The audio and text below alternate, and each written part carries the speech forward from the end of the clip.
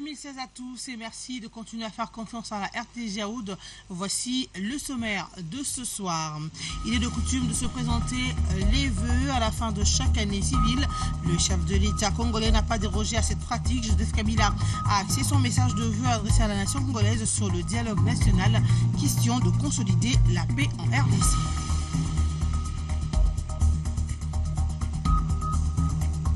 Un message de vœux apprécié du côté de la majorité présidentielle. Son secrétaire général adjoint a salué l'esprit de réconciliation du chef de l'État lors de cette adresse.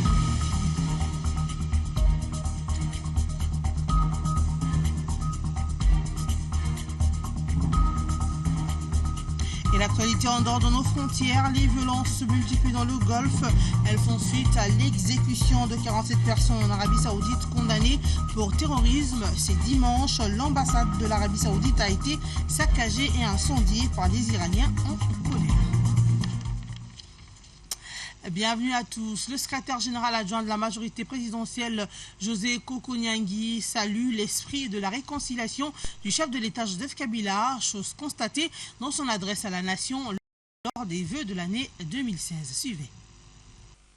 J'ai suivi avec intérêt les messages de vœux du chef de l'État, du père de la nation, Joseph Kabila Kabange, adressés à nous tous, ses fils et ses filles de la République démocratique du Congo. Un message de paix, un message de réconfort, un message qui rassure tout le peuple congolais. Tout le peuple congolais, c'est-à-dire toutes tendances confondues. Le père de la nation a été au milieu de ses fils et nous a souhaité un message qui nous rassure. Il faut d'abord circonscrire dans quelles circonstances et dans quel cadre le chef de l'État a souhaité s'adresser à la nation pour des vœux de l'an 2016. Hier, le chef de l'État a fait une série d'actions, d'abord en promulguant quelques lois importantes de la République, notamment la réduction des comptes, la loi des finances, la loi sur l'eau, et ainsi de suite, mais aussi en libérant quelques prisonniers politiques, en libérant quelques prisonniers condamnés à perpétuité de Bundu Dia Congo, en libérant des prisonniers de plus de 70 ans, sauf évidemment celui qui ont commis des crimes qui sont impardonnables, notamment les violences sexuelles et tout ça. Mais le président, en faisant ça, a fait un pas, un signe de pardon pour dire aux Congolais que sa main est toujours tendue. C'est ainsi que le président a tendu sa main à l'opposition, à la majorité, à la société civile. Nous tous, nous devons nous souder les coudes pour qu'ensemble, nous puissions parvenir à cette cohésion, à ces consensus.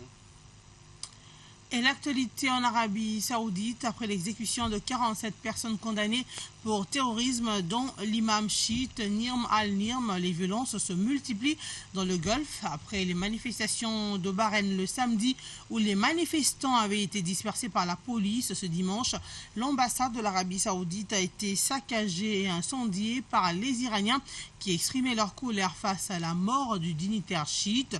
40 manifestants ont été arrêtés, a annoncé le président iranien Rouhani. Le guide suprême iranien lui a déclaré que l'exécution de cet imam saoudien chiite ne restera pas impunie. La main divine vengera sa mort, a-t-il martelé. De son côté, l'Arabie Saoudite a donné 24 heures à l'ambassade iranienne de quitter le pays. Sachez aussi que plus de 5 assaillants tués, plusieurs soldats indiens tués. Au total, 11 morts. C'est le nouveau bilan de l'attaque contre une base de l'armée indienne de l'air dans le Pijad. Ce dimanche, les violences ont repris. Des échanges de tirs ont eu lieu autour de cette base indienne. Et pourtant que l'armée a annoncé avoir le contrôle de cet endroit stratégique, la situation reste assez tendue après ces affrontements.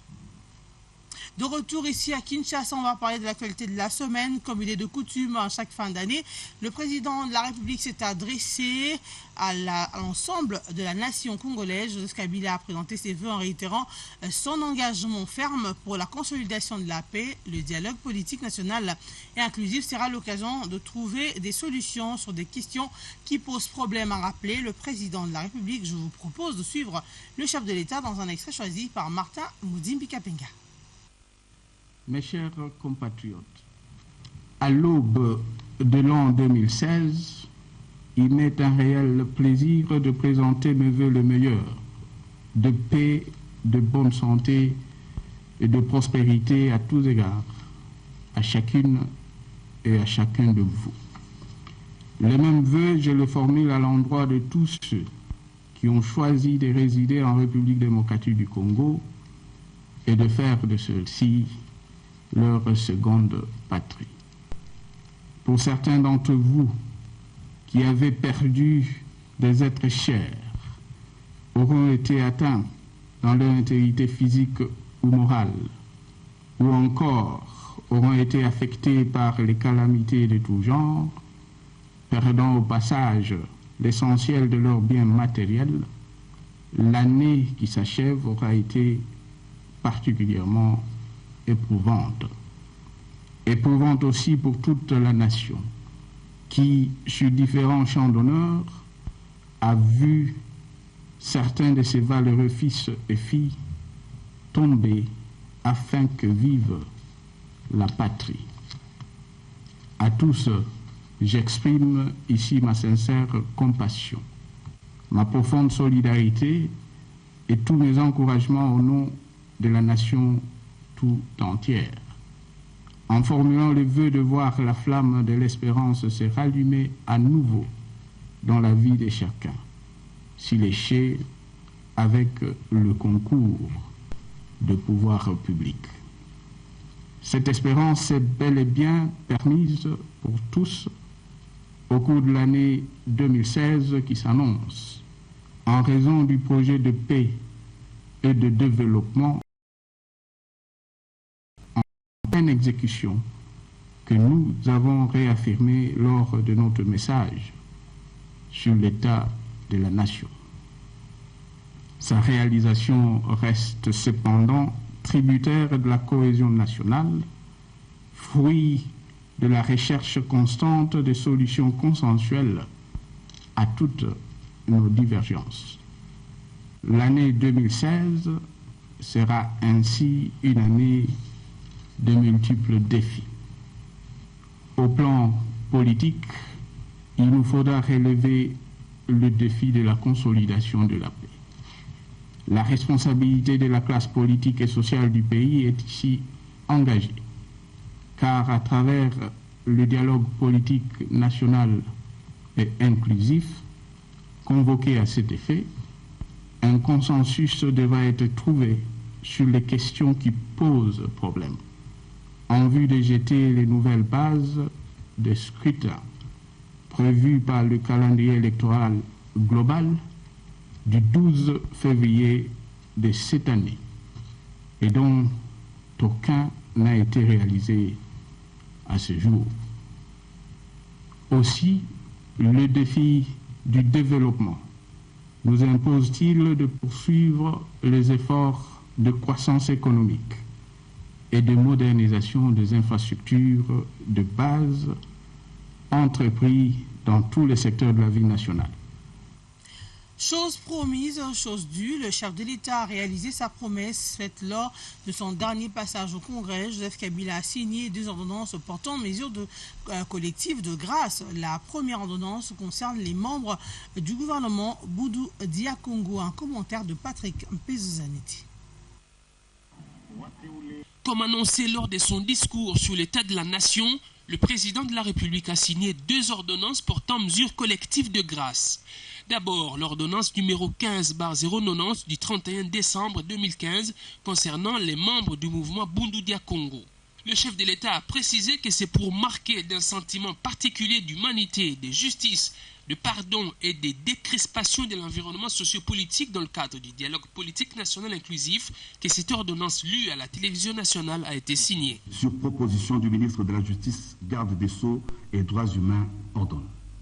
Article 1er est accordé la remise totale de la peine de servitude pénale à perpétuité restant à purger aux condamnés du mouvement Bundu Dia Congo ci-après. Zita Zita, Mambweni Lando, Nyati Mboki, Mbungu Mandedika, Konde Ngoma, Mvumbi Kyongo, Tembila Tembila, Kumbungana Ndudi, Maimona Ndudi. La deuxième ordonnance numéro 15/091 du 31 décembre 2015 a été signée pour marquer par un acte de clémence et d'apaisement la tenue du dialogue politique national inclusif. La remise de la peine restante à exécuter est accordée à toute personne de nationalité congolaise ou étrangère âgée de 70 ans révolus à la date de la signature de l'ordonnance condamnée par les juridictions civiles ou militaires. Dans son article 2, l'ordonnance précise que la remise de la peine prévue à l'article 1er n'est pas accordée aux condamnés fugitifs ou latitants, aux condamnés pour infractions relatives aux violences sexuelles, corruption, concussion, assassinat, meurtre, vol à main armée, trahison, association des malfaiteurs, atteinte à la sûreté intérieure et extérieure de l'État, à l'intégrité du territoire prévu par les articles 195 et 199 du Code pénal congolais, crimes de guerre, crimes contre l'humanité et crimes de génocide. Et nous sommes déjà en 2016. Sachez que le réveillon de la Saint-Sylvestre a vécu dans différentes églises et confessions religieuses à Kinshasa. Nos reporters ont fait le tour dans plusieurs églises protestantes et de réveil où le réveillon de la nouvelle année a été organisé. Patrick Pezozanetti et Ben Mondo. Les chrétiens protestants de la cathédrale du Centenaire ont préféré les bancs de l'église à la place de leur lit pour passer le réveillon de la Saint-Sylvestre. Après avoir prié pour leur vie, les fidèles ont imploré les faveurs de Dieu pour la République démocratique du Congo. Dans une prière intense, ils ont invoqué Dieu pour que la paix règne dans tous les coins et recoins du pays.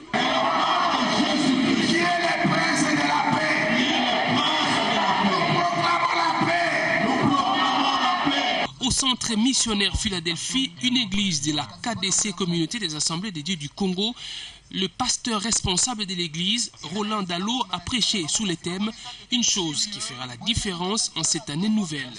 Cette chose, a dit le pasteur, c'est la connaissance des dieux.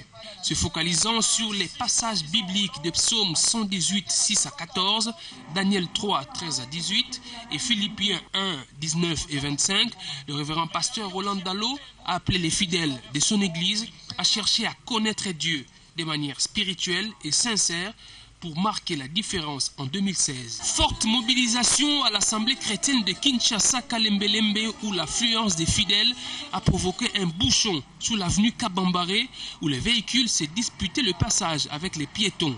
Le temple de l'église rempli de l'intérieur comme de l'extérieur a vu les fidèles prier, chanter et danser durant toute la nuit. Question de dire merci à Dieu pour ses bienfaits durant l'année 2015. Même réalité à l'église Cité Bethel de Limete. Ici également, les fidèles ont pris d'assaut les lieux de culte pour réveillonner.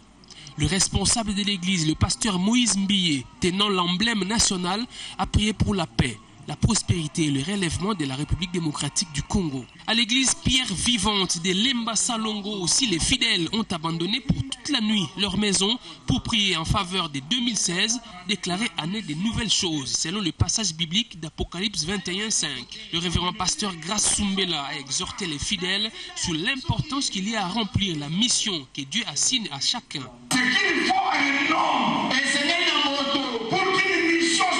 Les églises ministères amènent de l'apôtre Léopold Mutombo, centre évangélique La Résurrection de Dominique Ngoy et Salem, les docteurs Israël Mbambi ont elles aussi assisté au passage de 2015 à 2016 dans la prière.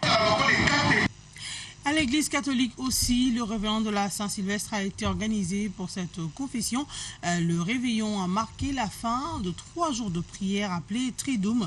C'est le renouveau charismatique qui a conduit le réveillon de l'an dans toutes les paroisses. Ce reportage, une fois de plus, de Patrick Mpezo Zanetti et Ben Mondo. À l'église catholique, le réveillon de la Saint-Sylvestre a marqué la clôture des triduums de prière pour clôturer l'année 2015 et commencer l'année 2016. À la paroisse Notre-Dame de Fatima de la Gombe, bien qu'à faible nombre, les chrétiens se sont présentés à l'église pour la prière. Le Seigneur est avec vous. Vous êtes bénie entre toutes les femmes. À la paroisse Saint-Éloi de Barumbu, la mobilisation était un peu plus importante dans cette commune populaire. Comme cela a été le cas dans toutes les paroisses, c'est le renouveau charismatique qui a conduit les réveillons à Saint-Éloi sous la supervision du curé. Celui-ci n'a pas manqué d'asperger de l'eau bénite sur les fidèles, question de les purifier pour entrer en 2016 dans la sainteté. La cathédrale Notre-Dame du Congo a elle été archi-comble. Notre caméra a même eu du mal à y accéder, l'église étant remplie comme un œuf. C'est vers 4 h du matin que la messe a été dite par le recteur Espérance Boindombe. Toujours dans les cadres des festivités, Marie-Olive Lembe-Kabila, première dame de la RDC, a visité les sinistres victimes de pluie dans certaines communes de la capitale congolaise. L'épouse du chef de l'État a remis sa contribution pour permettre à cette catégorie des Congolais de fêter en toute quiétude. Suzy Kibira-Omari.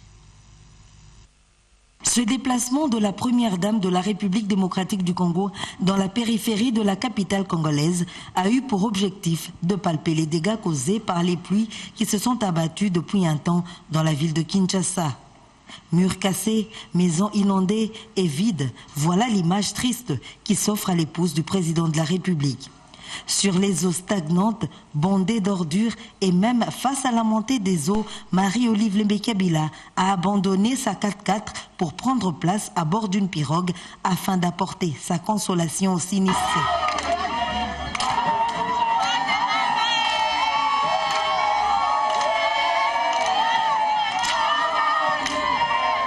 Surpris par cette visite inattendue, les sinistrés émus veulent à tout prix expliquer à Marie-Olive Lembe-Kabila leur tragédie. Comment se réjouir pendant que ses compatriotes passent la nuit à la belle étoile, s'est interrogé l'épouse du chef de l'État qui a remis sa contribution afin de permettre à ses victimes de trouver des logements décents. Une assistance qui redonne de l'espoir, surtout aux familles qui ont perdu des êtres chers. Je n'ai jamais vu de première dame passer ici comme ça, mon frère, depuis que je suis né au Congo. Il y a de grandes dames qui sont nées ici au Congo. Je n'ai jamais vu Maman Olive comme ça. Maman Olive, vraiment, il y a Marie-Olive Lembe-Kabila exhorte ses Congolais à tenir compte des conditions requises pour acheter soit une maison ou un terrain pour éviter de subir ce genre de situation. Car la plupart de cette couche de la population a construit sur le lit de la rivière et sur les terrains marécageux. Conséquence des inondations. La première dame de la République démocratique du Congo s'est tour à tour rendue au quartier Ifili, dans la commune de Massina, à Kimbanseke, à Matete, à Limete, à Kintambo, à Binzaozone, dans la commune de Ngaliema. Une simplicité à suivre. Dans d'autres chapitres, les évêques de la Sainte-Co ont initié en début de semaine qui s'achève une série de consultations avec différentes personnalités du monde politique. Tour à tour, les pères évêques ont reçu les responsables des partis et regroupements politiques de diverses tendances politiques, les acteurs de la société civile ainsi que le président de la CENI et son équipe. Ces consultations visaient à concilier les différents points de vue autour du dialogue et en savoir plus sur l'évolution du processus électoral en République démocratique du Congo. Irène Moussouné nous en fait le condensé. À la suite de l'appel du pape François visant à privilégier le dialogue, les évêques de la Sainte-Co ont emboîté le pas en début de semaine qui s'achève. Les évêques catholiques ont initié mardi 29 et mercredi 30 décembre dernier une série de consultations visant à concilier les points de vue des uns et des autres autour du dialogue et ses enjeux afin de mettre les différentes parties sur une même table. Mardi, les prélats catholiques ont reçu quelques responsables des partis et regroupements politiques de l'opposition et de la majorité présidentielle. Léon Kengo-Adondo de l'opposition républicaine et Charles Mwando Simba de G7 se sont succédés dans l'avant-midi au centre d'accueil Caritas pour répondre à l'appel des évêques malgré leurs différentes positions sur le dialogue. Ces deux personnalités ont salué la démarche tout à fait salutaire des évêques après avoir été écoutés par ces derniers. Dans l'après-midi de mardi, Aubin Minakou, porte-parole de la majorité présidentielle, a reçu dans son cabinet de travail la délégation des évêques catholiques. Au centre de leurs échanges, le dialogue politique national inclusif. Le président de l'Assemblée nationale a rassuré auprès de la catholique la tenue du dialogue.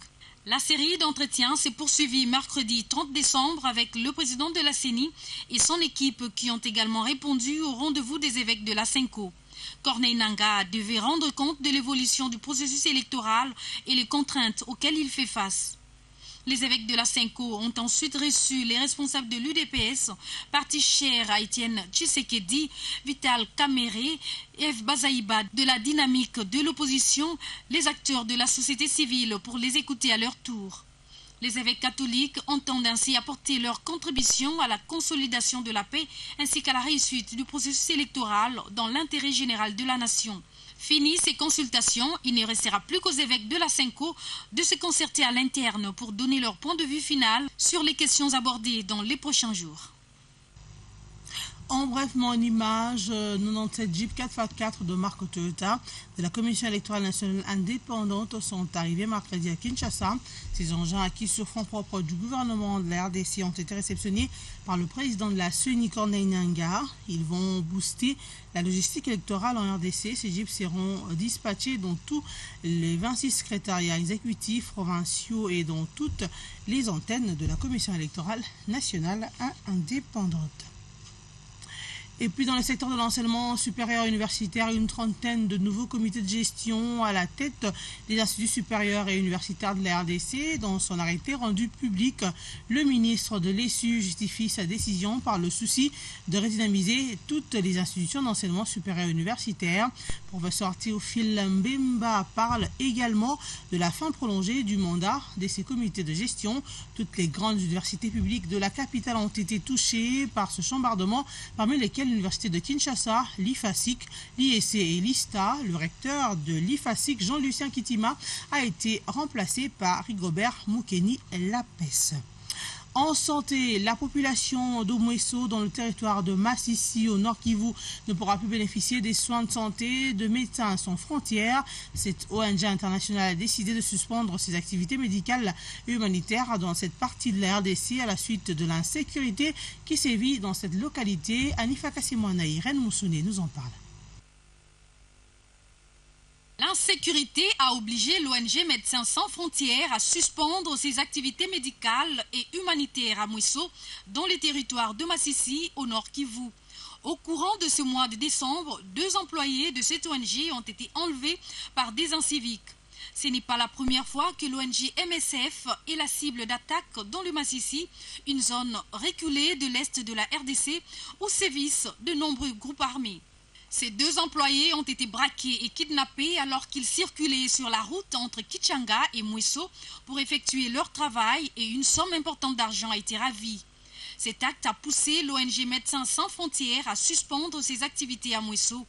Une décision prise à contre-cœur puisqu'elle prive la population des services médicaux indispensables, a déploré la responsable des opérations des MSF. Pour reprendre ses activités, cette ONG pose 2 conditions: que les auteurs de l'attaque restituent le matériel volé et que des garanties sécuritaires soient données par les acteurs du territoire de Massissi.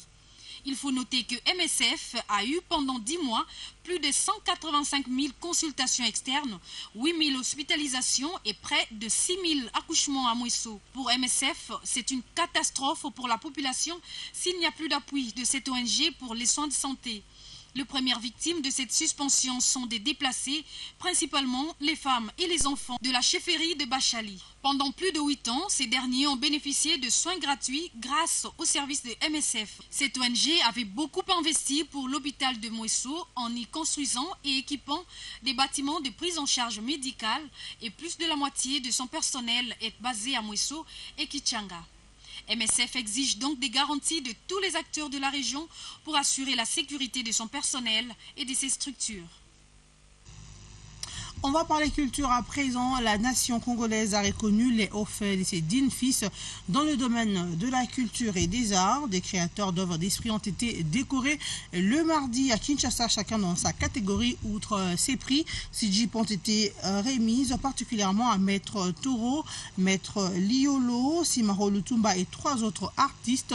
Ce don du chef de l'État a été remis par son représentant Oba Minaku. John Mobotokai nous en parle dans ce reportage. Ils ont reçu les médailles de mérite entre les mains du président de l'Assemblée nationale ce 29 décembre sous l'impulsion du chef de l'État qui a voulu honorer les dignes fils du pays qui se sont distingués au travers de leurs chefs-d'œuvre durant une période.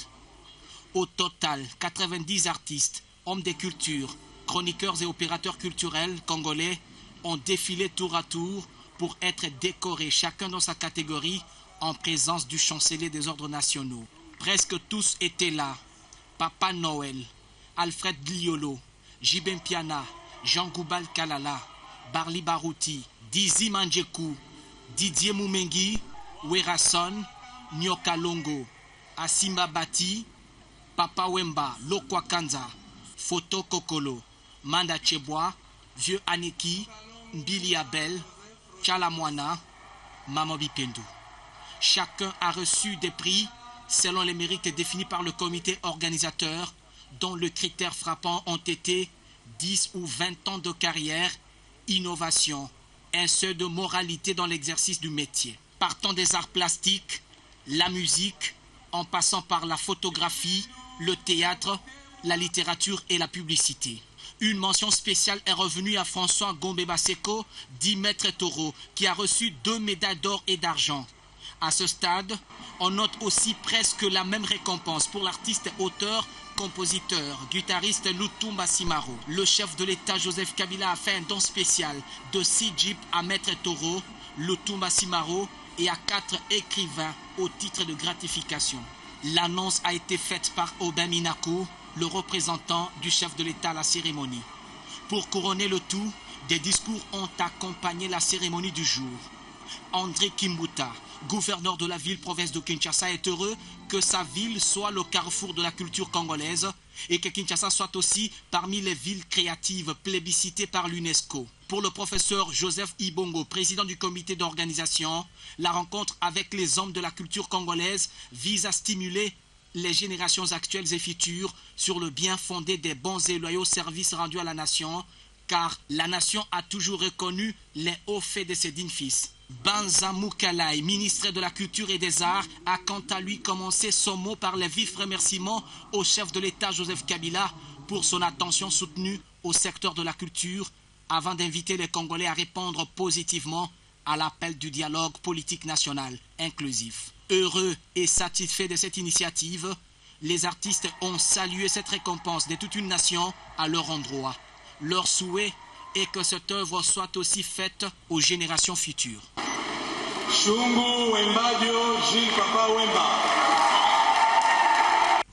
Félicitations donc à tous ces artistes. En 2015, Évariste Boshaba a par 2 fois échappé à une motion de défiance au Parlement, des initiatives des opposants qui n'ont cependant pas empêché le vice-premier ministre, ministre de l'Intérieur et Sécurité, à bien mener la mission lui confiée par le chef de l'État, Joseph Kabila Kabange. Boshaba bouge était sur tous les fronts au pays comme dans le monde pour l'intérêt des Congolais.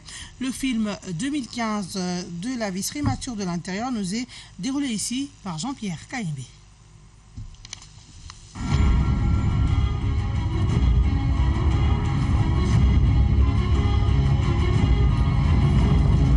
C'est sur les chapeaux des roues qu'a commencé l'année 2015 à la vice-primature de l'Intérieur et Sécurité. Début janvier, Évariste Boshab dépose à l'Assemblée nationale le projet de loi portant révision de la loi électorale. L'initiative est mal perçue par l'opposition qui instrumentalise quelques jeunes et les pousse à faire des descentes punitives. Les dégâts sont énormes, les biens publics et ceux de particuliers sont la cible, scènes de pillage et de destruction massive qui seront constatées au lendemain de ces journées cauchemardesques rocambolesque par le patron de la sécurité nationale lors de sa ronde.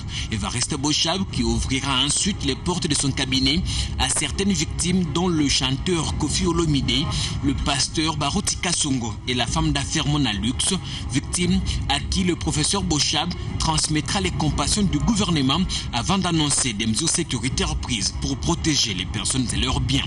Pas de repos pour Bochab Mabout Mabileng, le vice-premier ministre de l'Intérieur et Sécurité, a été de tous les rendez-vous importants au pays comme dans le monde, du Nord Kivu à l'ex-province orientale en passant par le Kasaï, l'ex-Katanga ou encore le Bas-Congo. Évariste Bochab était sur tous les fronts pour prêcher la paix, appeler à la cohabitation pacifique, battre le rappel des troupes ou encore annoncer des mesures sécuritaires pour ramener la paix. 2015, Évariste Bochab l'a passé entre deux avions. À l'international, le vice-premier ministre, ministre de l'Intérieur et Sécurité, a fait entendre la voix de la RDC lors d'une réunion sur la sécurité transfrontalière tenue à Lusaka, en Zambie. En Suisse, il a participé à la 66e session ordinaire du comité exécutif du Haut Commissariat de l'ONU pour les réfugiés et a plaidé en faveur d'un financement nécessaire pour gérer les flux migratoires que connaît le pays de Joseph Kabila.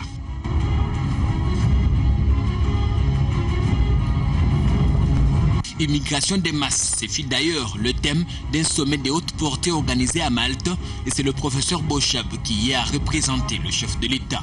Non loin de là, c'est à Monaco en France où le vice-premier ministre, ministre de l'Intérieur et Sécurité est invité pour faire entendre la voix de son pays sur la question de l'adoption internationale. Sujet délicat dans un contexte dominé par l'interdiction par la RDC de toutes sorties de son territoire par des enfants adoptés.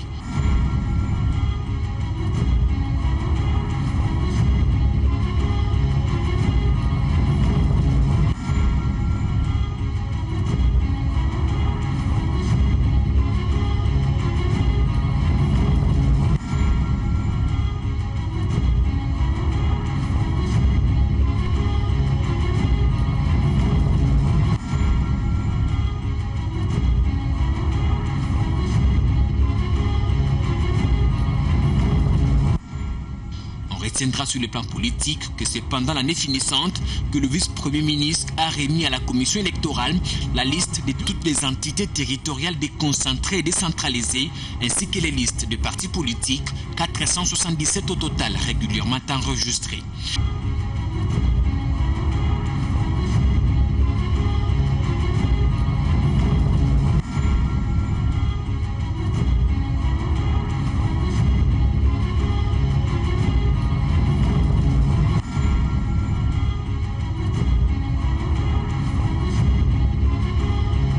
En 2015, Évariste Bochab s'est retrouvé à 2 reprises sur une pente éjectable. Au Parlement, l'opposition voulait la tête du vice-premier ministre, estimant non conforme à la Constitution la nomination des commissaires spéciaux. Constitutionnaliste chevronné, le professeur Bochab a rappelé que c'est la Cour constitutionnelle qui avait enjoint le gouvernement de prendre des mesures exceptionnelles transitoires en vue d'assurer la continuité de l'État dans les provinces nouvellement démembrées.